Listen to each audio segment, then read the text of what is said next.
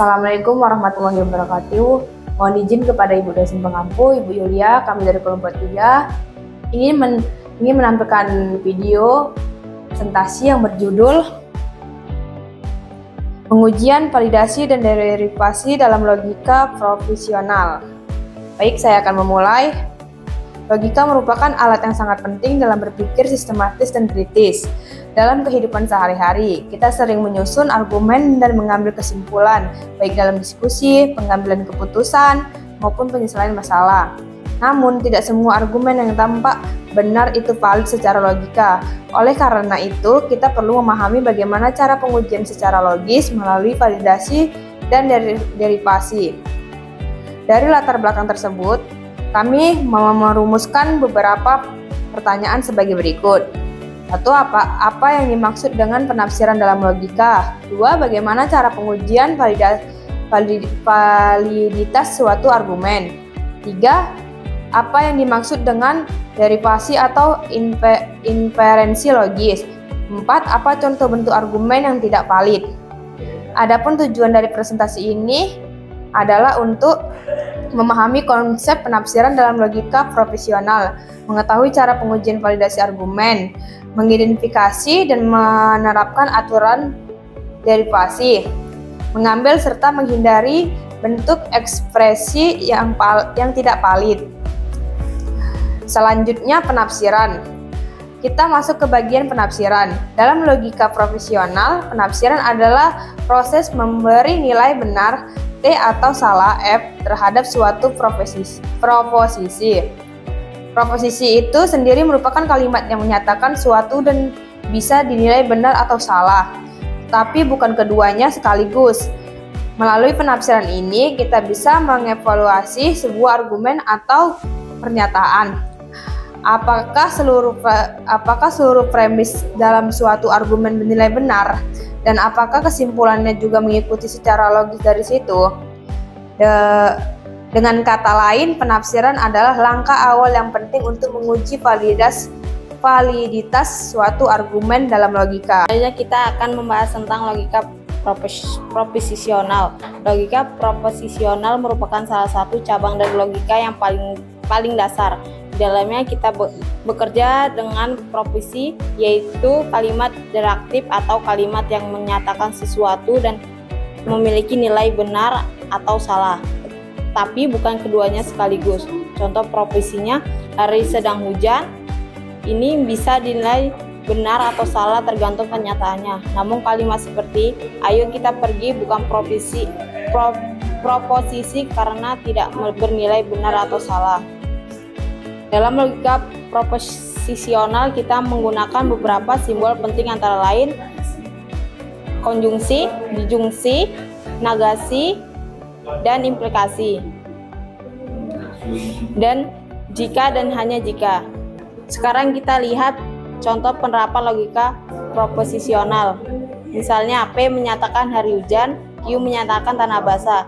Jika kita ingin menyatakan hubungan logis antara kedua pernyataan ini, maka kita akan bisa menulis sebagai P implikasi Q yang artinya jika hari hujan maka tanah basah.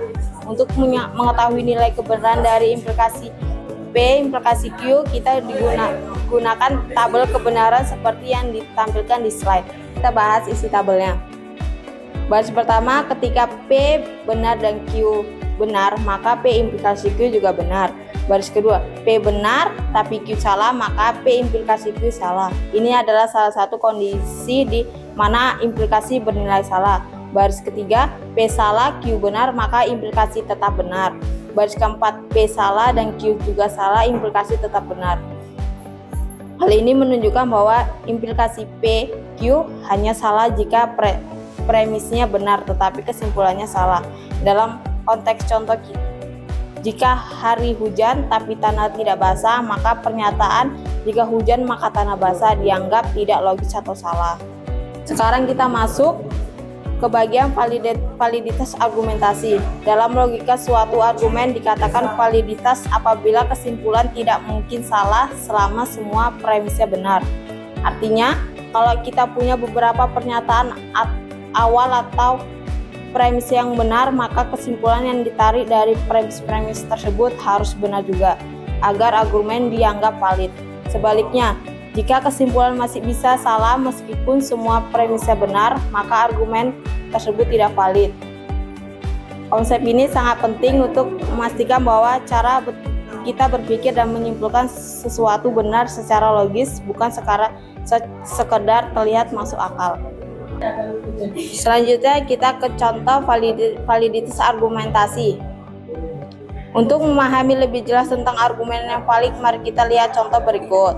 Premis pertama, jika saya belajar maka saya lulus. Secara simbol ditulis sebagai P implikasi Q. Premis kedua, saya belajar ditulis sebagai P. Dari kedua premis ini kita bisa menarik kesimpulan maka saya lulus implikasi atau Q. Karena kedua premis benar dan kesimpulan mengikuti secara logis, maka argumen ini adalah valid. Bentuk argumen seperti ini disebut modus ponens, yaitu bentuk penalaran yang paling dasar dan sah dalam logika. Modus ponens mengikuti pola P implikasi Q, P maka Q. Oke, di sini saya akan membawakan slide tentang validitas argumentasi. Nah, dilihat di sini kita ada contohnya. Untuk premis pertama berbunyi, jika saya belajar maka saya lulus. Secara simbolis ini ditulis sebagai P lingkaran Q. Dan premis kedua berbunyi, saya lulus atau secara simbolik Q. Dari kedua premis ini kemudian disimpulkan, maka saya belajar atau P. Nah, kesimpulannya ini tidak valid. Kenapa? Karena kita hanya tahu bahwa jika belajar maka lulus, tapi kita tidak tahu apa yang sebenarnya menyebabkan kelulusan itu. Bisa saja lulus karena faktor lain. Ini adalah contoh dari kesalahan logika yang disebut fallacy of affirming the consequence, atau bahasa Indonesia disebut kekeliruan menegaskan akibat. Artinya kita tidak boleh menyimpulkan sebab hanya dari akibatnya saja. Bisa menurunkan atau menghasilkan kesimpulan baru yang juga logis dan valid. Proses ini sangat penting dalam penalaran ilmiah, pemrograman, maupun dalam argumen sehari-hari. Tujuan akhirnya adalah untuk memastikan bahwa kesimpulan yang kita tarik benar-benar didukung oleh informasi yang ada. Singkatnya, derivasi membantu kita berpikir secara sistematis dan rasional. Selanjutnya kita masuk ke pembahasan tentang derivasi atau yang juga dikenal sebagai inferensi logis. Derivasi adalah proses dalam logika di mana kita menyimpulkan pertanyaan baru berdasarkan premis-premis yang sudah ada dengan mengikuti aturan-aturan logis yang berlaku. Jadi, dari beberapa pertanyaan awal yang kita terima sebagai benar, kita bisa menentukan atau menghasilkan kesimpulan baru yang juga logis dan valid. Proses ini sangat penting dalam pengenalan ilmiah, programan, maupun dalam argumen sehari-hari. Tujuan akhir adalah untuk memastikan bahwa kesimpulan yang kita tarik benar-benar didukung oleh informasi yang ada.